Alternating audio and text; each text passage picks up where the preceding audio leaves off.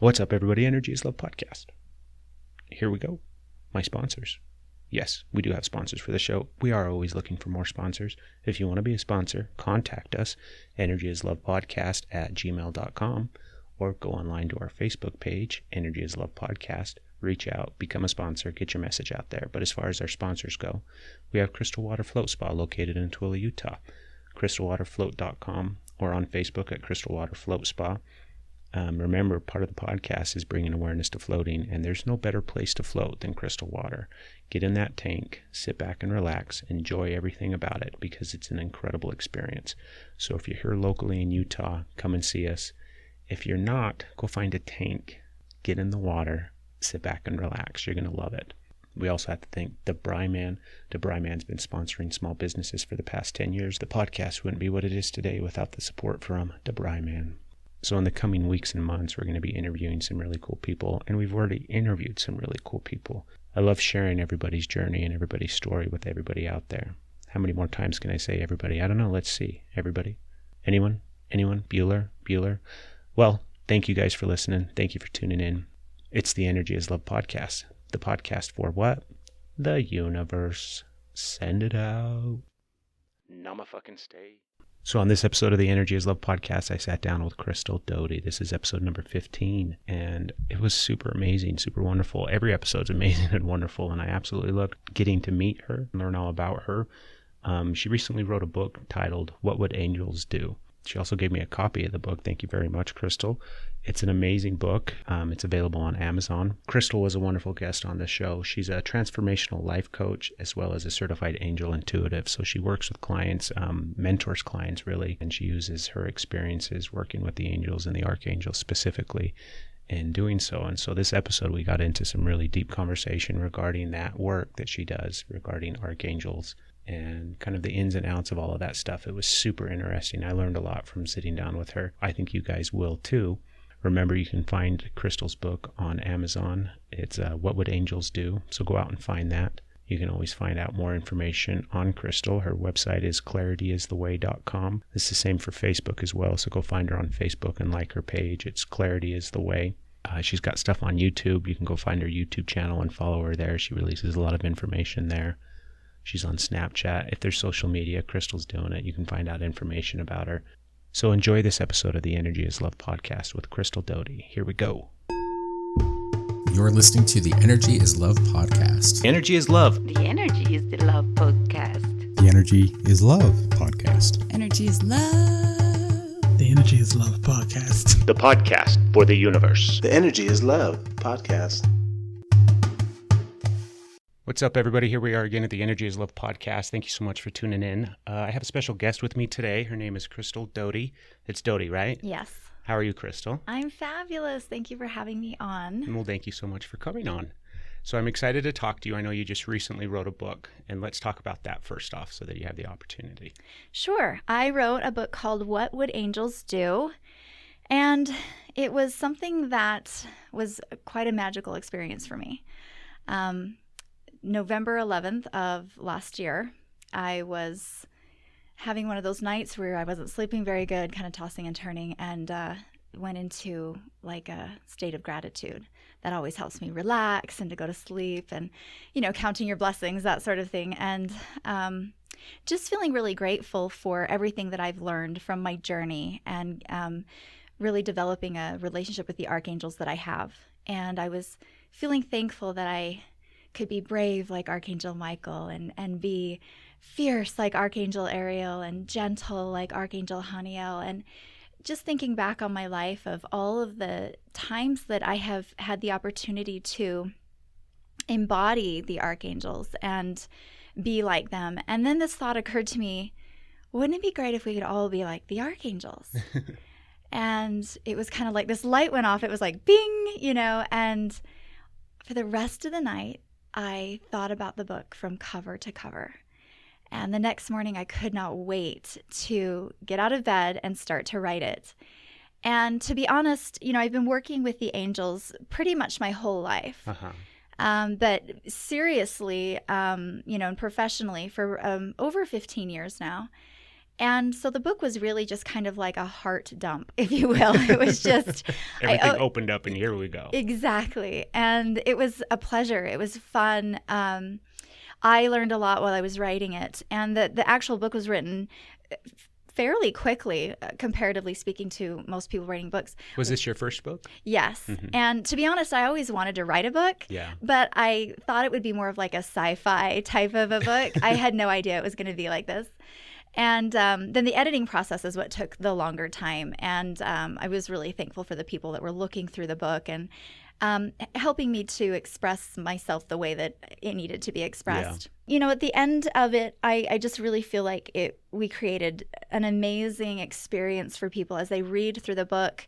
What I've tried to do or attempted to do is bring the archangels to life and to make them feel more personable for you. Make them like your next door neighbors. Make them humanize them a little bit. Yeah, and which is tricky because they're not archangels. Right.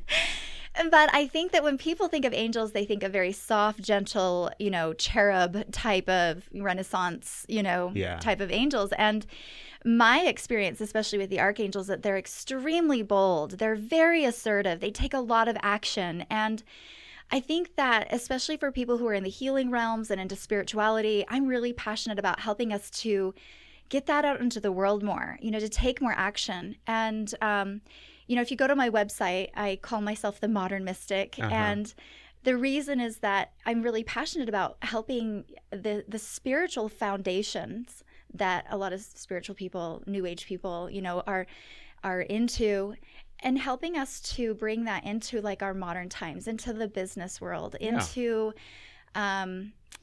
just into our modern day lives. And that's one of the reasons behind the podcast is I find that when you go out and you talk to people and you kind of bring awareness to different things and whatnot, people don't really have a clue what it is, and it has some sort of stigma attached to it or some kind of stereotype. And so the reality is it's just normal people doing normal stuff.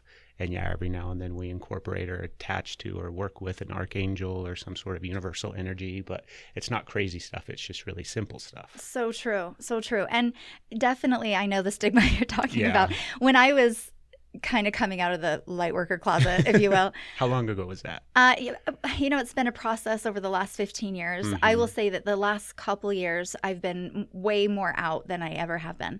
I used to have a health clinic, and I kind of hid behind that a little bit, where it was like, come in here, we'll do diet, nutrition. But what I really want to do is talk about the emotional issues behind your stuff, Yeah.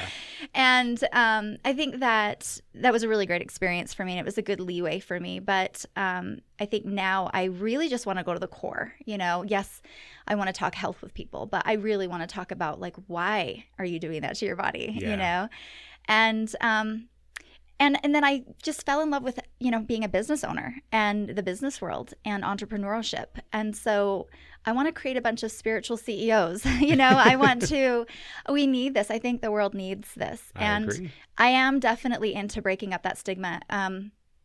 What I was going to say was when I was kind of coming out, I was like, what does this mean? Do I start like not showering? And, do I have to, dreadlocks wear first patchouli? I'm like, what does this mean? You have to go barefoot everywhere. Yeah, totally. And I'm a glam girl, I love jewelry. I like nice things. And so part of being the modern day mystic is going, it's the hippie with Prada. It's, it's you can have the best of both worlds. And I really want people to feel comfortable to be who they are. If your thing is to be that stigma, absolutely, I love it and embrace it. But if you're like me and that just doesn't work for you and you like to do your hair and your makeup and stuff, then, also very, very good. So yeah, there's a disclaimer. Hippies definitely shower. Right. I mean, sometimes when you're up in the mountains and you're at some festival, you might skip a few days, but hippies definitely shower. Yeah, I get it. But, I think that the world definitely looks at, if you're going to go home in the corner, then you're not serious. Yeah. And I spent the majority of my life trying to be taken seriously. And so I think that's why I hid behind professional attire and a professional business. And now I've gotten to this point, and it's really driven home in my book, the balance of being spiritual actually makes you a badass. Being spiritual actually makes you work harder. Mm-hmm. And because, your life might look the same on the outside. You might be a business owner or a mother or a student or whatever, but your experience of what you're doing is totally different.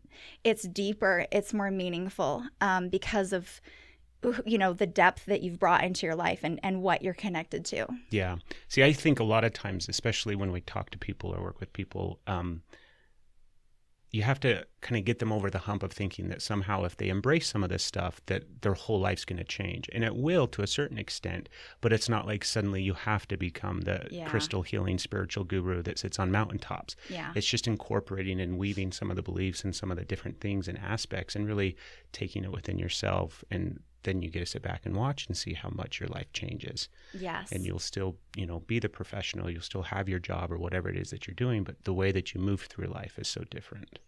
And I think you're correct there for sure. And, when you look at spiritual foundations, that doesn't just apply to one area of your life. Mm-hmm. The saying, how you do one thing is how you do all things. And so if you're committed to peace while you're oming in the corner, then that means that you're willing to bring that peace into the chaos of your job, the chaos of your relationship, and that you really are going to do your work, your inner work. You're going to, look at yourself and ask yourself questions. So my book is very interactive. There are a lot of questions in each section, and I do recommend that people have a journal with them. Yeah. That they write things down. And, my whole intention, I think, in all of this is to not only reintroduce the archangels to our modern society, but to help people to implement their spiritual lives into every aspect of their life, so that it's not just the thing you do on Sunday. Yeah. It's not just the thing that you do before you go to bed. It really is becoming who you are. And like what was mentioned earlier, most of your life doesn't really change. Mm-hmm. Everybody's like, I'm going on this enlightenment path and everything's going to change. Yeah. Not really. You still have crappy days. Yeah, you do. And, it's the adage, chop and carry water before enlightenment, chop wood and carry water after enlightenment. Yeah. You do the same things, but your experience is different. And I think that's what everybody wants, is a different experience of the life that they're living. Not everybody gets to just quit their job and become some spiritual entrepreneur, but maybe they need to, or maybe they're wanting to have a different experience about their work and their drive to work and their lunch at work, you know what I mean? And just bringing forth some richness and some depth, I guess, to their everyday lives. For sure. When did you publish? When did I publish? You said this came to you back in November of last November, year. and I released it in April. So, like I said, it was a very quick process, and it's actually one of 3 books in a series. Mm-hmm. So the series is called the Watch Me Rise series, because I really love watching people rise above their negativity, above their limitations. And so the next 2 books are underway. But before that, I'm actually writing a series of ebooks for the modern mystic. Mm-hmm. And there will be a business edition. That one's coming out in July of this year, very quickly, because it's the end of June right now. I've got one on relationships, one on health, family. Those are just really, I won't say easy, but they're shorter little ebooks that I feel like that they need to be released first. And then I'll delve into the next book in the series, which is What Would Goddess Do? And then the third one is What Would the Fae Do? Where we talk about the elementals. See, there's some really cool stuff here, because I think one of the things we like to do with the podcast is just bring awareness to all these different things. And so the thing that's popping into my mind, I want you to take I guess however long, because we can talk forever, and let's talk about archangels, because I think a lot of people don't understand the difference or really understand, because there is a difference between what we would typically kind of label or call just a regular angel, even though a regular angel isn't a regular angel. But the difference between angels and archangels and kind of some of that spiritual higher realm stuff. So describe to me in your words and the way you kind of view and work with them what an archangel is. Okay. So, I think that when we're dealing with heaven, and we're just going to call this realm heaven, just, To make it easier. Yeah. Yeah. Because it doesn't matter what you call it. Yeah. It's the other world, the other realm, the higher self realm. I don't know. There's not really like a hierarchy in the fact that the archangels are going to be the boss over the angels. You know what I mean? But they are kind of the overseers. And so you have the angel realm where everybody has a guardian angel or two or three. Typically, people have about two guardian angels, one on each side of them. One who nudges you and pushes you to live the life you wanted to live when you came here. And then the other one to comfort you, because they know that this is a very dense and harsh place to be. And so you're given these beautiful gifts. And angels, if you want to look at it, are really just extensions of your source or God. They're like his arms. And the way that the visual for this for me is always goes back to the lighthouse, where we have our source, or where we come from, our creator or God, is kind of like the lighthouse. And it just beams light. It is all light. It's just this ever glowing light. And we're kind of like these ships out in the sea. And a lot of people, the issues that they may have with God is, I'm out here in the sea. How come he's not out here helping me? Well, because if the lighthouse gets up and it starts to save people out in the ocean, then the light's everywhere.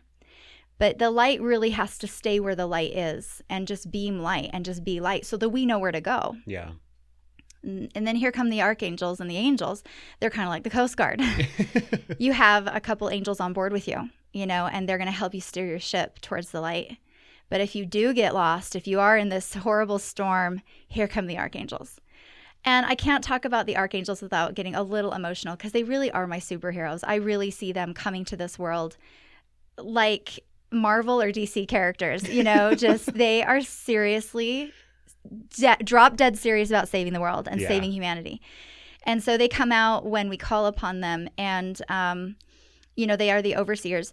Even though I only talk about 15 specific archangels in my book as more kind of like archetypes that we can align ourselves with and be like, there are legions and legions and legions of archangels. And if you do any kind of homework or study, we have the ancient scripts from the old Kabbalah and ancient Catholicism. They will name thousands of archangels.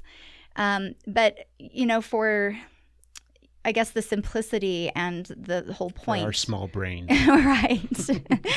I've just chosen to focus on 15 of them. And they're probably the most 15 well-known anyway. Do you have a favorite? It depends on the day. Yeah. Is there one that you typically find that you call on more often or more frequently? I think like most people, I call on Archangel Michael a lot, because, this world is not naturally making us feel safe and motivated all the time, and so I call upon him to help to protect me and my family, my car, my pets, my house, those kind of things. I have a special affinity with Archangel Haniel. She is the Archangel of grace and of love, and she is the most like goddess. She's very, very feminine, and I am an extremely feminine woman as well. And so I feel very close to her. She's that beautiful, nurturing mother energy. She reminds me of the moon. She's mystical, she's magical. And writing her section of my book was just, I don't even know how to explain it. It was almost euphoric. She really teaches us what love really is and how to use love to heal everything.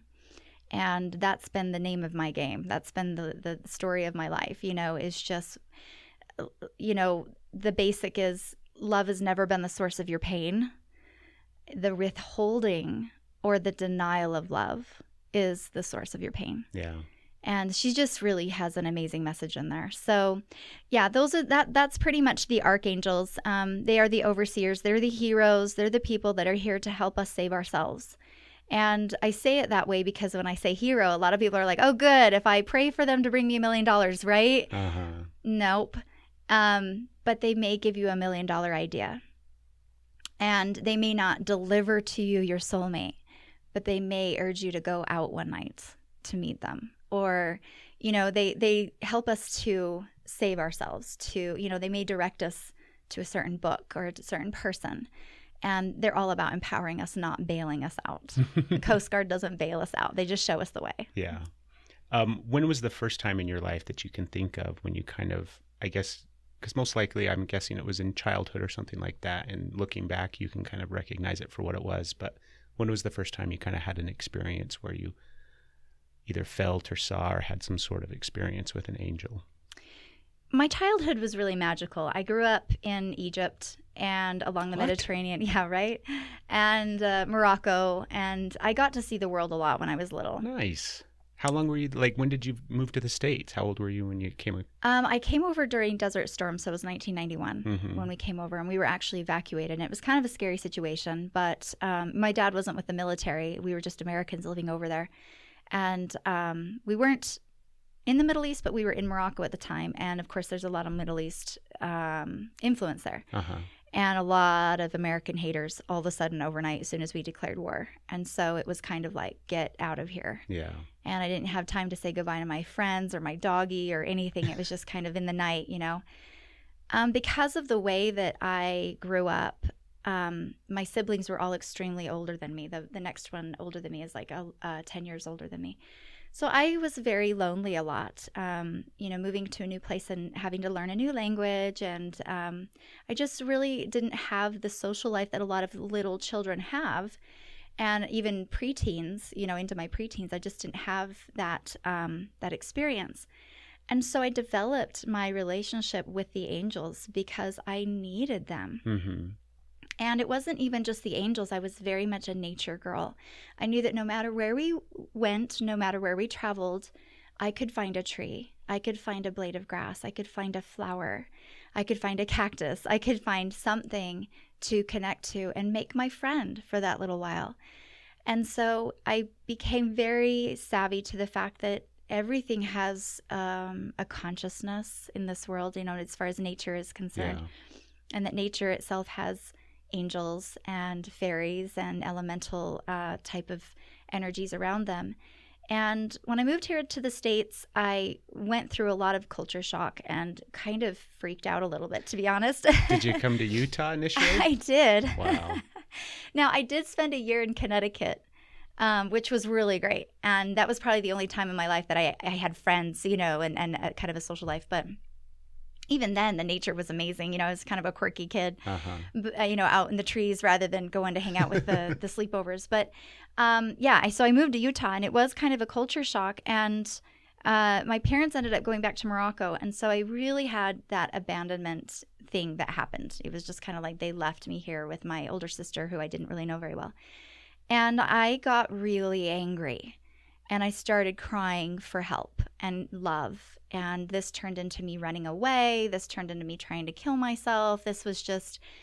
I just became a hellion. And I had been such a sweet, gentle, you know, straight A student, you know what I mean? Until that happened. And so I did shut down my ability to see and hear the angels. I was just really angry. I was angry at everyone.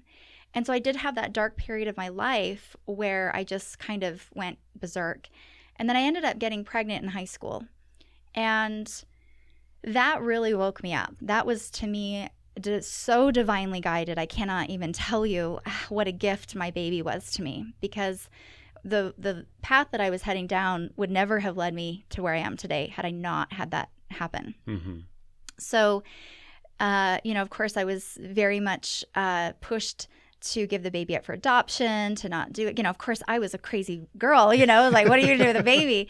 But I delved in. I bought every book in the world. I bought the What Can You Expecting, you know, what to expect when you're expecting books. I did all my research. I just decided that I wasn't really good at anything, but I was going to be good at this. And I decided to keep him. And it was a very, very long and arduous journey being a single mother. I was on welfare for a very long time. How old were you when you had the baby? I was 18. And I did have this moment of really a wake up. As soon as I delivered my baby, I remember the doctor holding him up to me, and I looked into his eyes, and it was like I woke up. Yeah. You know, and his soul definitely came to help me return to my path. And he's a very special child. You know, he's almost 20 now. And, you know, we kind of grew up together. And I was certainly not the perfect mother as far as, you know, the world would say, but I definitely was the perfect mother for him. And he was definitely the perfect son for me. And, I think that, you know, from the time that I had him until, you know, I really started to wake up was a lot of soul searching, a lot of me trying to develop that relationship with nature and to the angels again, knowing that once again I needed them, and people ask me all the time, how did you develop such a close relationship with the angels?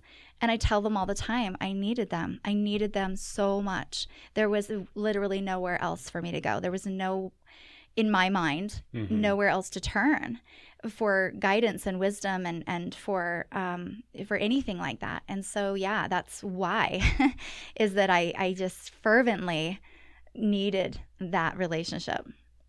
So that's kind of a cool story. Do you have a lot of memories from your childhood back in Egypt and things like that? I do. In fact, my mother is just selling her house, and she's had the house since I was like 17. So we've been able to go through the basement. We've been pulling out all these pictures from the pyramids, and wow. I think what a lucky little girl. Back then they let you crawl around on the pyramids and on the Sphinx and stuff. Now they don't. So I really, I remember playing hide and go seek in the Sphinx. We swam in the Red Sea.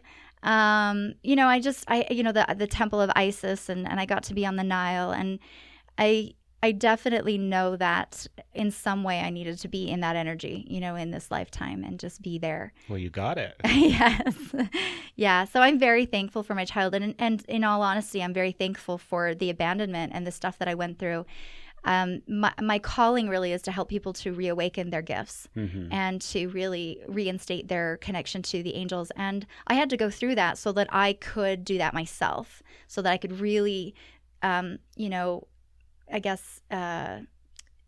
up my intuitive centers, enhance my ability to be directed by divine guidance so that I could do that, and teach that for other people. Yeah. And I do that in my mentorship. I have a 6-week mentorship where I really work with people for 6 weeks to, reawaken to their gifts and build a very strong spiritual foundation for themselves that will carry over to all areas of their lives. And this is what you do now, right? It's not like you have some other job or anything like this. This is what I do. So that's so neat. I think it's inspiring a lot of times because you talked earlier about how people that are spiritually connected or in the realm of energy work or anything like that, I think it is needed, and I think that's why it's kind of starting to become more and more regular in a sense, but then also people really just have to take that chance and take that leap. And do you remember initially, because you talked about, and it's funny too, the terms that we use to kind of describe it, where you awoke or you had your awakening moment or you kind of came out of this light closet or the spiritual closet and things like that. When did you finally decide that this was going to be the thing that you just did and you let go of everything else? To me, it happened in phases. And my very favorite story is the first phase that hit me, as far as the fact that I needed to start making some changes in my mindset and how I was thinking, because I think that is where it all starts. Like I said, I was a single mother, and when my son was about 1.5, 2 years old, we were living in a very poor, 1-bedroom apartment. It was very run down. Like I said, we were on government assistance. I was trying to go to school, trying to work, trying to just, do, what I could do to make ends meet. And it was the end of the month, and I literally had $2 left to my name. And that feeling of, oh my gosh, this is it for us. I've got $2 and I don't get paid for like another week or two. Yeah. And I remember we were walking over to this McDonald's that was near our apartment. And I laugh now when I say that. A lot of people are like, she eats McDonald's, because I'm like, really healthy. And I always say, honey, when you got $2 to your name, that's what you're eating. Yeah. You're eating the cheap food. So I was on my way over, and there was this homeless man sitting on the corner with a sign. I don't even know, I can't remember what the sign said, but he was begging for money. And I remember looking at him and just having that feeling of like, oh my gosh, I'm really close to that. Yeah. And then my next thought was, but I'm not there yet. Like, I do have enough to feed us tonight. And then my next thought was, I'm so tired of this. I'm tired of being the one that is going to be always taking, and I'm tired of looking at the homeless people with signs and going, that could be me. I could be like this, I want to be the giver. I want to be the one that is helping people out. And then the next thought was, I do have something that I could give him.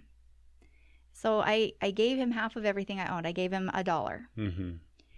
And that to me was a moment because it wasn't just the thought. I took action with the thought. Like the thought was, I'm done being the taker. I want to be the giver. And I meant it. And by giving him the $1, I was really putting my foot down and going, I had something. I had more than he did. So I want to be the giver. And so we went to the McDonald's. My son ate. I did not. I went to bed hungry that night. And I remember this was a mental, like, tossing and turning all night of like, what did I do? I gave my last $1 away, but I don't want to be this person anymore. And to me, I just kept thinking, I'm a statistic. I'm going to be like all the other single moms on welfare, and I don't want that. I know this isn't for me. And I was really fighting for myself all night. Next morning, I woke up early. My plan was to go out and look in my car for change, like sometimes how we've dropped pennies and stuff. And I thought, I'm just going to go see what we can get. Yeah. And I woke up before my son did to do that. And I opened the front door. And what I'm about to tell you happened, a lot of people see as the miracle. But to me, the miracle was my mindset change, my decision to not be who I had been. Mm-hmm. And that I didn't know what to do, but I knew I couldn't keep doing what I was doing. When I opened my door, I tripped over bags and bags and bags. There were these brown paper bags of groceries. Somebody had put groceries on my doorstep. And I remember first going, somebody left their groceries on my doorstep. Who is this, And then finally it hit me. Somebody bought me groceries. And as hard as I tried to not look as needy as I was, somebody saw. Yeah. And somebody followed through. And to me, that was such an instant result to my change of mind. Mm-hmm. And, I remember as I was putting the groceries away, it may have been $1 million. And to me, the miracle is also not only the fact that I followed through with my guidance to give that $1 to the man, but somebody else out there followed through with their guidance. I mean, can you imagine had they not? And I had that morning that I was going to have. And instead, I had Christmas morning. We were able to eat. And there was like toothpaste and toilet paper, the stuff cool. that you just chintz out on when you're, trying to feed yourselves.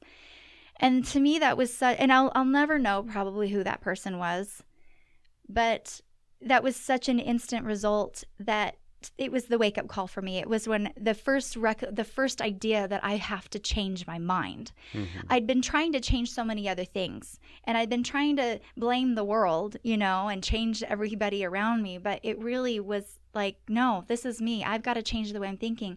I need to not feel like I'm poor. I need to not think that I'm going to be like all the other, starving single moms out there. And so, of course, that was a very long time ago, and it's been a really long journey to where I am now. But it was just an awakening process. I mean, so many things happened. A couple years after that, I was in Barnes & Noble's, and Doreen Virtue's book, The Lightworker's Way, literally fell off the shelf onto my foot. And that was probably the first book that I had ever read that gave me permission to be outwardly odd. It's okay to talk to angels. It's okay to tell people that you're doing it. In fact, we all could be doing it. We could all use that, and she's been such a way shower for me. This is why I think that mentors and coaches are so important for people, because I basically watched her. I still do. I love her. I think she's incredibly amazing. And the books that she puts out, the cards that she puts out, everything that she does has been so inspiring to me. And it's given me, like I said, the permission to just be who I am. So when people always, when they ask, what's one of my first steps, to becoming spiritual, find somebody. Yeah. Find somebody that is doing what you want to do. Find someone who speaks your language, who allows you to be who you want to be, and align yourself to that. That was such a major key factor in becoming who I am today. And while I do everything the Crystal way, it really is inspired by her. That's really neat. I was listening to you tell a story about the groceries, and back in the day there where you only had $1 left to your name, and you talked about changing your mindset. And I think like on a deeper level, in the process of doing that, of changing your mindset, obviously you're altering your vibration. And that's super, I think, important for people to understand, that a lot of times it is just a simple shift in the way that you view your life and the way you kind of move through life. And then you can have immediate reaction to that, the altering of your vibration, and bam, the next morning you wake up and there's groceries on your doorstep. Yeah. So it's all that big, huge, ginormous universal spin of energy and kind of the way that it all intertwines with each other. But that's a really neat experience, a neat story. And then also just something that's like, I think there's probably a lot of people that could relate to that. And I'm sure there are people that relate to that. Mm-hmm. Throughout your life, when you work with clients and when you know, whether it's through your mentorship or whatever else it is that you do, I mean, do you find there's common experiences or common kind of things that come up for people that they have to kind of initially get over before they can really start to embrace stuff? Yeah, and not to go totally deep right We off can the go way bat, deep. but I really truly believe that we are here to learn forgiveness and the proper use of love. Mm-hmm. And Do you believe that's the experience on this planet or on this realm or on this yeah, space it's one and of time? them. You know, I think that we're here to learn a lot of things. You know, Uh-huh. I think that, and the reason why I like the things that I've written in my book is that they kind of touch on some of those things that we're here to learn. You know, we're here to learn compassion. We're here to learn unconditional love. We're here to learn how to be strong and how to really come into ourselves. But I think that there's an underlying vibration or an underlying current here of just forgiveness, because when I work with people, it doesn't matter what they're working on. It doesn't matter what area of their life. There comes a point where they have a block or a stuck point, and it usually has to do with something that they're holding on to that, you know, they're having a hard time letting go of. Now, forgiveness to me just means to give forth. You know, it doesn't mean you take the high road and I'm better than you and I'm letting you off the hook. It literally just means I cannot hinder myself to punish you anymore. Or I cannot hinder myself because of something that happened years ago anymore. You know, it just seems like eventually we get to these things where we have to kind of go back and go, what was the thing? What was your wound? What was that thing that really, and it comes up in all areas of your life. And I'll use myself as an example. Like I said, I feel like I was abandoned at one point in my life. And that was kind of like the wound. And so throughout my life, I really had a hard time creating and trusting that people weren't going to leave me. And I did a lot of pushing people away because of that. And we don't realize, you know, if you do have an abandonment issue, you have a belief someone's going to leave me eventually. And you have to make that happen, you know, so you will start doing crazy things and manipulating people so that they leave you. And then you're justified. See, I told you everyone leaves me. And that was one of those core things that I had to go back and really forgive my parents, forgive life, forgive that God let that happen, forgive all of the situation, knowing that it really was perfect. You know, that was what I needed to go through in order to be who I am today, and really how to learn how to reach other people who have abandonment issues. But yeah, I would say that usually comes up, that's a common theme, that there is something there. And it's not an easy process. It's not like you just decide one day that you're going to forgive someone and it's over. Sometimes that happens, but more times than not, it's something that you choose to forgive every time it comes up. Yeah. You know, every time you think about it, okay. And my favorite mantra for this is, I want God more than this, or I want love more than this. So if you have that pain point or that trigger, you know, happen, and you start to get into the upset, this person did this to me, and, you know, you make that decision, you either have the grievance or you have love, that you really can't have both at the same time.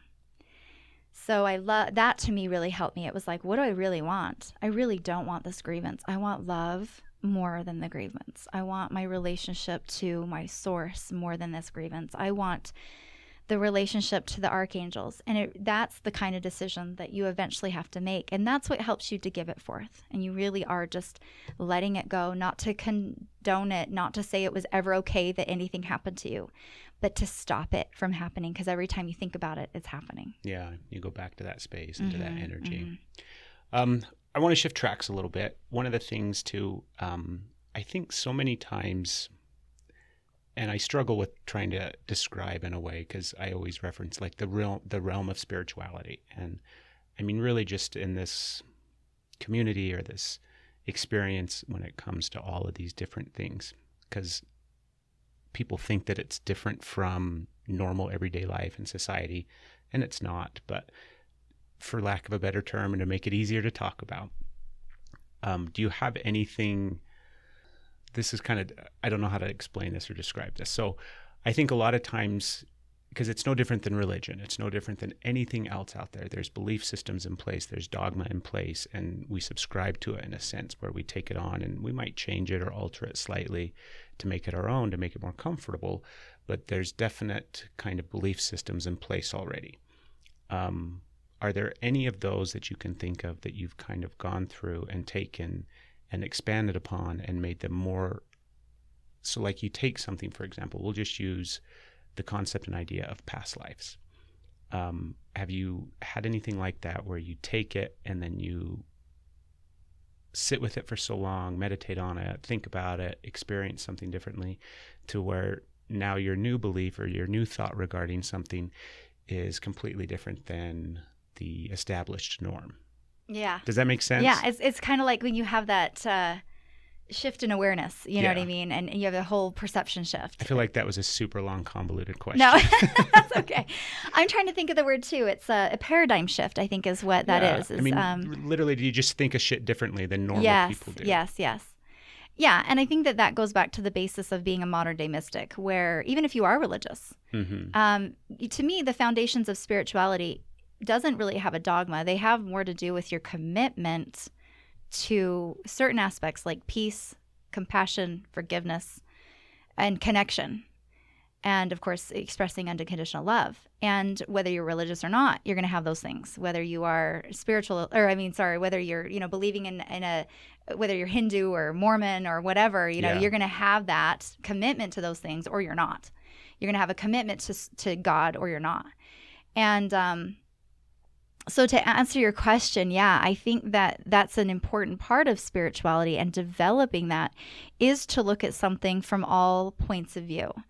I call it the burning building method, where, if we were watching a building burn and you were on one side and I was on the other, we're going to have completely different experiences of the same thing. We're looking at the same thing, but perhaps on your side of the building, people are, being thrown out of the windows and it's horrendous. But on my side of the building, the firefighters have already gotten there yet, and it's not that big of a deal. So when you are really exploring a concept, you're being willing to walk around the entire building. You're willing to really investigate. And you're saying, what does Craig see on his side of the building? What does so-and-so see in their experience? And you're really asking questions. And you're also asking what if questions, and you're really thinking out of the box that way. And questions are really the best way to do that. So what are some of the what if questions? So let's use archangels, for example, because I always try to do this in my own space, right? I have an idea, I have a belief, and I sit with it for a while, and it really resonates and kind of solidifies in my mind. And then I try to take that belief and flip it on its end, where I think about it in a completely different way. So for example, like energy is love, because that's the name of the podcast. That's my belief. That energy is everywhere, it stems from the universe, it's what we come from, and the vibration of that is just simply love. But I like to challenge that. Like, I don't believe in evil or dark or negative energy. I think everything is just simply energy. But then I go to that place where it's like, well, what if there is bad? What if there is darkness? And I have to sit and kind of stew in that and think about that. Yeah. So archangels, for example, have you gone through and kind of thought about and analyzed and really just sat with the concept and idea that maybe they're not what you think they are, or maybe they're more, or they're less, or there's something completely different? Maybe they're a figment of somebody's imagination 5,000 years ago, but that's somehow stuck in the consciousness of society, and now that's why we have that belief. Yeah, I love it. And I love that what you're doing is to me, it's a sign of enlightenment. It really is, that ability. Because I think that when you're not even willing to look or to ask or to question, you're just really being kind of blindly led. So yeah, absolutely. I've considered what if archangels didn't exist? Mm-hmm. What if they are? This is a kind of a strange question, but I'm because I'm a sci-fi geek, right? What if they're aliens? Exactly. Right? Like, what if they are aliens? Yeah. And Okay. they take What the if form of yes? archangels to What make if it they're easier? just orbs of light? What if they don't look like the paintings? What if they don't have names and we've just named them? What if What if they are beings from another realm that aren't angelic? I've totally done that. And what I've come to grips with or terms with is whether or not they are what I perceive them to be, the energy of them and the teachings that I've learned from them work. So even if you read my book and you're like, this is just archetypes, like quote unquote Archangel Michael, you know what I mean? So we're talking about the quote unquote Archangel archetype of leadership and bravery. It doesn't matter. It doesn't really matter if you believe in angels or not. And I actually address that in the book. I say you don't have to be a spiritual person. This could be a total self-help book for you. This could be self-development. This could be business development for you. Because like I said, spiritual principles can be used in all areas of your life. So no matter what, there's going to be a time where you need to be brave. No matter what, there's going to be a time where you need to be assertive. Whether you think, oh, that's like Archangel Ariel or not, doesn't matter. But what they're bringing forth and what the message is kind of what I want people to get out of it. You can believe they're ancient aliens. I don't really care. You can believe they're Bigfoot. I don't, it doesn't matter. But what I want you to be able to do is get what the point is and what they represent. And to be honest, in the way that I know the angels, they don't care if you believe in them either. They really are that committed to our betterment. And so, I've had people ask me that before. In fact, in my frequently asked questions in the back of the book, I had to put it in there. What if angels don't exist? What if they are aliens? What if they're demons? What if they're bad? I've had to look at all of that. And I think that it's a scary thing to look and go, what if everything I know is wrong? Yeah. But then you go back to my mantra. I want God more than this. I want God more than my beliefs. I want love more than what I think things are. And I think that if you continue to go back to a source of some sort of higher power that you can connect to, that lighthouse, then it doesn't matter what book is right. It doesn't matter who's right or wrong. You're willing to look at those things. You're willing to shed those beliefs. And to be honest, I think that on the path of delightment, I can say that. It is delightful sometimes. The path to enlightenment, you will change your mind about things so many times, because it's a path, it's a journey you're moving forward. The path at the beginning of your journey is not going to be the same path. It's not going to look the same and you're not going to understand the path the way that you do towards the end. Yeah. For you, the source that you go to, the singular thing, and it's not necessarily singular, but you reference God a handful of times, the lighthouse you used and everything like that. Is that what it is for you, God? I actually believe in a god and a goddess. I think that there is a male and female aspect. And the only reason that I really come to that is because this world is kind of a mirror of the energetic world. And so there's a definite male-female aspect to this world. And so I do believe that there's a female aspect to the godship, if you will. And so, I reference God mostly because I think people are more comfortable hearing about God. But I definitely have a very close connection to the female aspect of God, the goddess, because, I'm female. And, I like to think that I'm made in the likeness and image of her. And that's why my next book, What Would Goddess Do, is going to be really special and near and dear to my heart, because I do feel that there's a feminine aspect. Whether you believe that God and goddess are, one source or whatever it is to you, there is a feminine aspect there, and that I believe. And I feel like that feminine aspect has very much been lost in our world. And I think that's a lot of the discord that we see here is that we're missing out on what that energy is here to teach us as well. Yeah, the imbalance between the masculine and the feminine. Yeah. If you are so feminine and you have so much feminine energy and qualities and things like that, what do you do to kind of counteract that? Do you embrace masculine aspects of things? And because there's a big belief system, and that's the thing is I don't have the right words for it, but there's a big belief system regarding like the sacred and divine feminine and the sacred masculine and the split and the divide, but yet the need to combine and balance both of them and everything like that, not just within yourself, but within the planet, within the universe. We could go on and on and on. But what do you do to kind of balance it out? Because if you do have such a strong feminine energy within you already, what do you do to help? That's such a great masculine? question. That's such a great question. You know, in my younger years through my 20s, I think that I ran a lot of male energy. And I think a lot of that was because I really hadn't been shown what female energy could be like. I really thought female energy was weak and quiet, and I didn't want to be weak and quiet. And I had a moment in my life where what you're talking about, paradigm shift, where I just was questioning everything. Yeah. And I was like, I don't think that I've been shown what male and female energy is really like when it's in its purest form. I think I've only been shown like the errors of them, or whatever that word is, the misuse of it. And I need to be shown. And that's when I started to really develop a very close connection to Goddess. And I started to really envelop my feminine energy, which felt so right and so natural for me. When I talk about female and male energy, I make it as simple as possible. Female energy is simply the energy of receiving, and male energy is giving. So you can bring it into your breath, where female energy is your inhale, male energy is your exhale.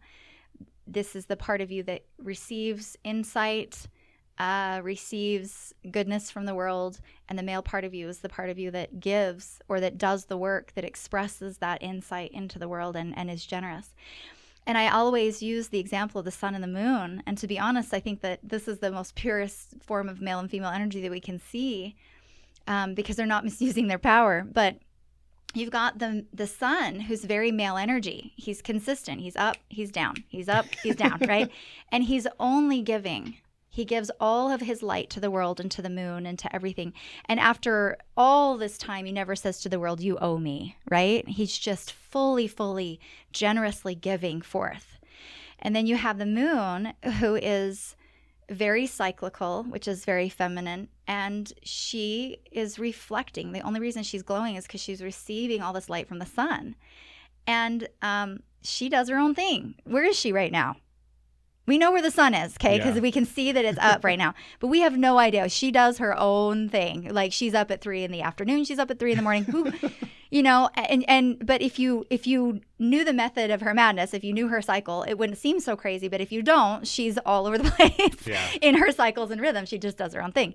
And so that's the best way that I can really relate to male and female energy. So to answer your question, how I do that to balance myself is I ask myself, where am I in my moon energy and where am I in my sun energy? You know, I want to be balanced in the fact that I'm giving as much as I'm taking. I am reflecting as much as I am, you know, being generous. I'm intuiting information. I'm receiving insight, and I am doing the work. I am outputting that in the form of a book or a mentorship or a website or whatever that is, you know. And I look at it like that, because I think that when we get into like what's masculine and what's feminine, we get all over the place, you know. And do then you think there's an aspect, I mean, cut you off, but do you think there's an aspect too sometimes where it is just the really simple basic stuff? Like if you're going to embrace feminine, then you would use stereotypical feminine things that we would describe, even though it's terrible to put labels on stuff and we're not trying to stereotype energy in any way, shape, or form. But sometimes if you have somebody that's overly masculine, who's an ass, who's really kind of you know, your stereotypical jerk guy that doesn't really have any feminine qualities, then for him to kind of find his path and his way to embracing more feminine things is to do stereotypical feminine stuff. So this is where it's funny, is because what might be feminine to one person may not be feminine to the other. So if we just go down to that simple part of, he's probably an ass because he doesn't receive any help in his life. He doesn't receive, he's not open to receiving insight, his own insight. He's the guy that's not, you know, I can do everything myself, or, you know, that kind of person. And so for him, balancing is not going to be to go wear pink. It's not going to be to, you know what I mean, dance, you know, to Shania Twain, feel like a woman or whatever. It's not going to be anything like that. It's going to be deeply corely in his core. Corely is another word. Are you willing to receive? Can you allow people to show up for you? Are you willing to be on your knees and receive guidance in your life, or just let somebody like do something for you? It can just be as simple as that. That can be a huge breakthrough for assholes. It really can.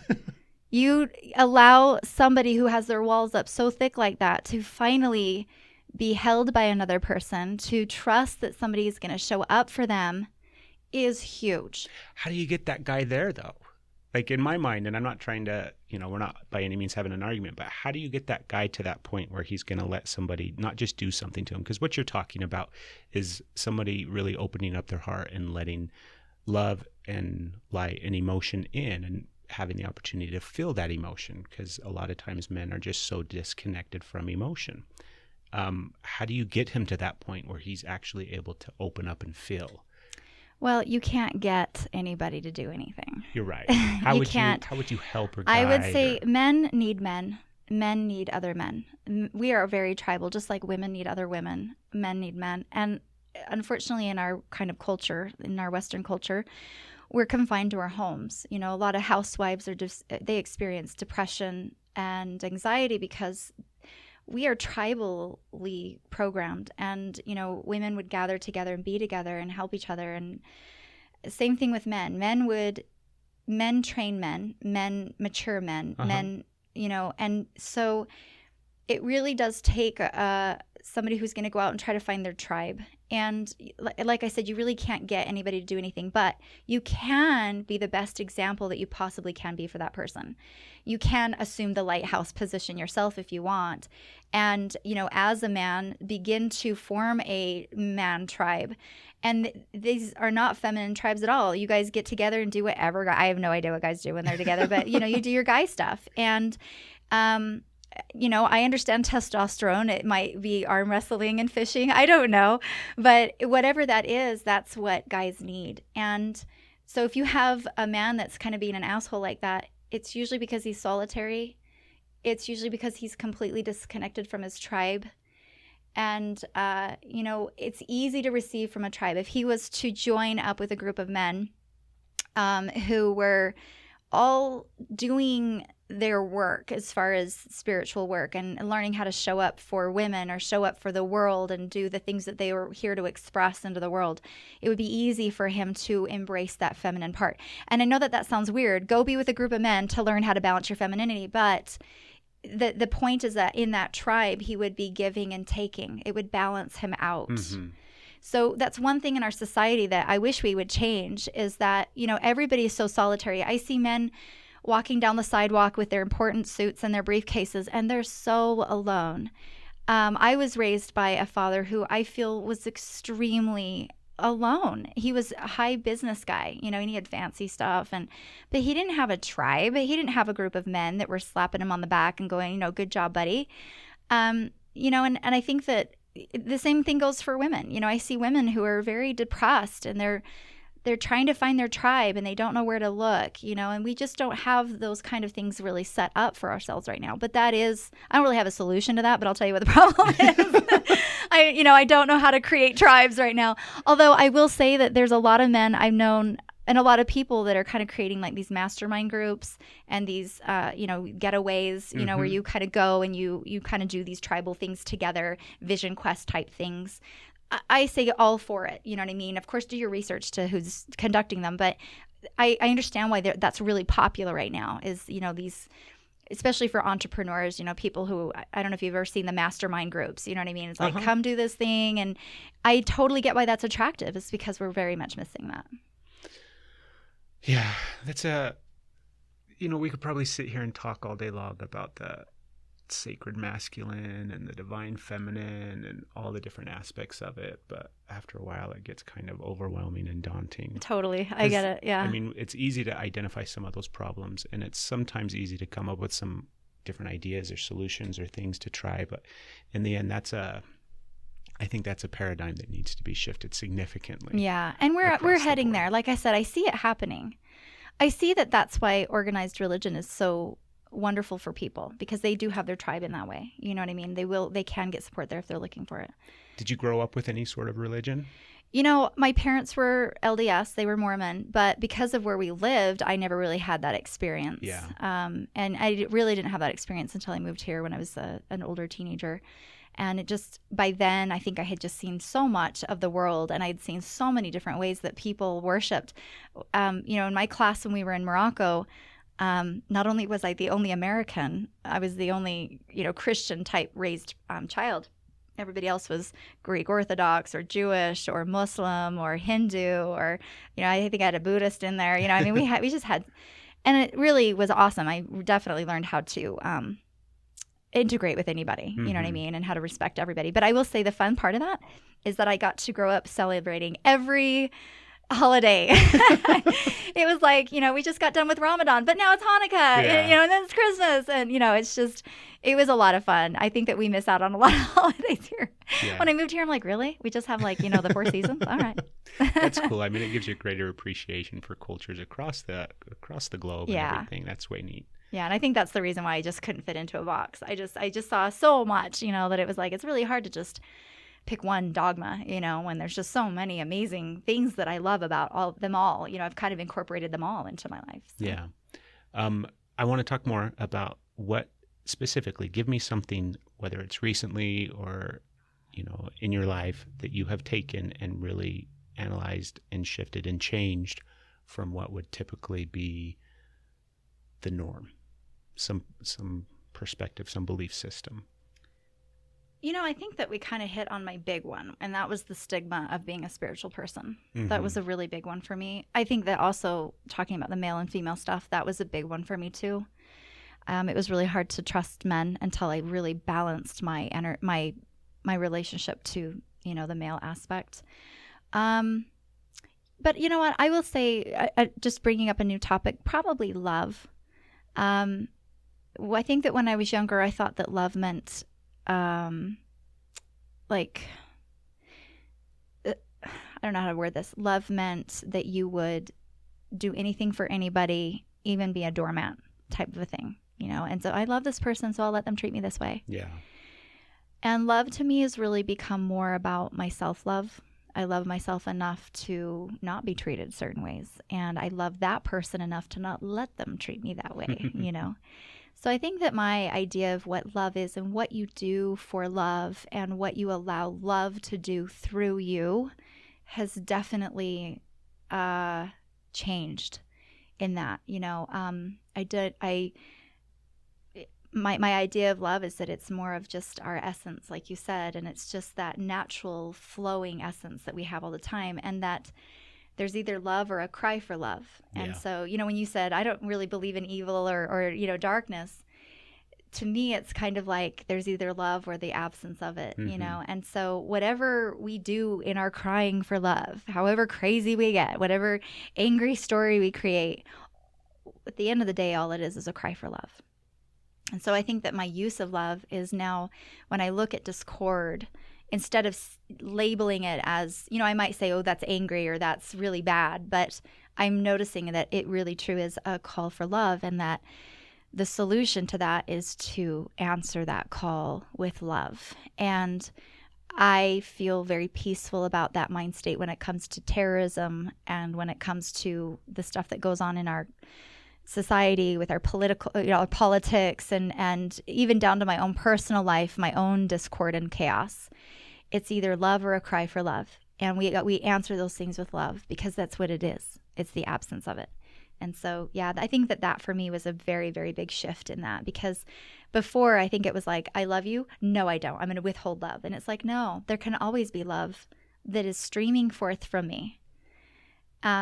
And I get to qualify how I express that love. So it's a little bit different for me. Before we wrap up, I want to ask you another crazy question. I want you to share with us, if you can, the craziest, most out-of-body, strange, bizarre, astral projection, blah, blah, blah experience that you've had, and kind of the... Like, which one am I supposed to pick here? First off, because one of the things we like to do is we like to not just stretch people's minds, but bring awareness to all this stuff. So when I say astral projection, some of our listeners are obviously going to know what that is, and some of them aren't. And that's why they're hopefully listening to the podcast. But describe to me, as you can, not your own personal experience, but if you were going to explain to somebody what an out-of-body experience is and kind of what it feels like. Do that first of all. I think we've all had an out-of-body experience, to be honest. If you've ever been shocked, like somebody comes to you and they're like, I want a divorce, or, somebody hit your car. I think that we all are like, what? And we like leave our bodies. That out-of-body experience can be like that, or it can be as peaceful as meditating and very much having an astral experience with, a higher power or something like that. Probably my favorite story, and I can't own this story, but I did have a similar experience to it. There was a story of someone who had crossed over, and they weren't dead. I shouldn't say crossed over. They had an out-of-body experience. They were meditating. They were like, what is the meaning of life? Blah, blah, blah, om, that kind of thing. And all that really an important stuff. Yeah, the stuff that we use to have these experiences. And they were taken, she said it felt like she was like taken, like almost removed from her body, but she knew that her body was still alive and she was still attached to it. And she was kind of like brought up into like the sky. And there was a male being with her that she said it really felt like, Jesus or something like that. But it wasn't important at the time who it was. She's like, it doesn't matter. But she looked down and she was shown these lightning bolts that were coming from the earth up to the sky. Usually, lightning comes from the sky down to the earth. Yeah. And this was like the other way around. And she was like, oh my gosh, what is that? And this male presence said, those are prayers. And she's like, oh my gosh, that's what they look like. And she said, how come some of them are thinner and some of them are really earth-shattering? And he says, well, those earth-shattering ones, those are moms praying for their children. And I just, I had a similar vision where I was taken above and I saw a very similar thing. It wasn't lightning bolts, but it was just it was like light shooting from the planet out, into like kind of an ether. And it was being caught in this ether. And I didn't even have to ask what it was because I knew I'd already heard that story. And I thought, these are prayers. These are prayers. That's when I really realized how important our communication to Source is. We crave that. We crave to have those things shot from our bodies or our minds into the ether, into where God exists or where Source is. And I think that just having that experience of seeing that for myself and knowing that, I'm a mother. When I pray for my kids, I know it's very powerful. Yeah. And when I pray for the world as if it's everybody's, like God's children, I know that those are very powerful too. So yeah, that was a very cool out-of-body experience. But astral projection is a whole different, thing. I think the out-of-body experience for me happens spontaneously, whereas an astral projection is somebody really fine-tuning their ability to do that, to leave their body and to be out into those realms. It's not my forte. I don't, I wish it was something that I spent further time in, but I didn't really spend a lot of time studying astral projection. I've had out-of-body experiences. I feel like I've definitely walked with angels and archangels in my dream time and in my waking time in deep meditation. I've even had crazy experiences where I found myself in a weird classroom where there's angels, like chalkboard, what I mean? And I don't remember what they were saying or writing on the chalkboard. But when I come out of my meditation, I'm like, well, that was weird. I was in a classroom, what? And I've had, crazy stuff like that happen. But I will say that the most magical things that ever happen to me are when I'm fully present and awake in my body and getting that divine feeling, message, guidance, that vision with my eyes open in that moment, in the present moment. Being present and all the stuff that just happens here through this experience. Totally. Yeah. Well, it's been amazing. Yeah, we covered a lot of fun things. I want to make sure throw out all your stuff. So your website. Okay, yes. If you want to connect with me, my website is clarityistheway.com. And I am a social media lover, so you can find me on Facebook, Crystal Dawn Doty. You can find me on Instagram, Crystal Dawn Doty. You can find me on Snapchat and Twitter. And I also am on YouTube and Periscope. If anybody does Periscopes, it's a really fun app that you can download. And I do daily angel guidance on Periscope, and you can find me on there, Crystal Dawn Doty. My book, What Would Angels Do, is available on Amazon and Kindle. And look for my ebooks for the modern day mystics because, like I said, I want to create all these spiritual CEOs and badass mommies and daddies and people in love. So, yes. Your ebooks will be on Amazon and Kindle as well? I think I'm only going to be doing them as ebooks on Kindle, but Kindle. We'll see. We'll see. Cool. Well, thank you so much, Crystal. I really, really appreciate it. I hope everybody enjoyed this episode. I know I absolutely enjoyed getting to meet you and getting to learn all about you. And go out and find her book, go out and find all of her stuff, because she's got some really neat, amazing things to teach and help the world with. So Thank you. thank you. And everybody, I hope you enjoyed this episode, and go out and have a beautiful, wonderful day, and look over one of your shoulders, because there's probably an archangel there. I want to create a bunch of spiritual CEOs. Here come the archangels. You know, it's the hippie with Prada. There are legions and legions and legions of archangels. Being spiritual actually makes you a badass.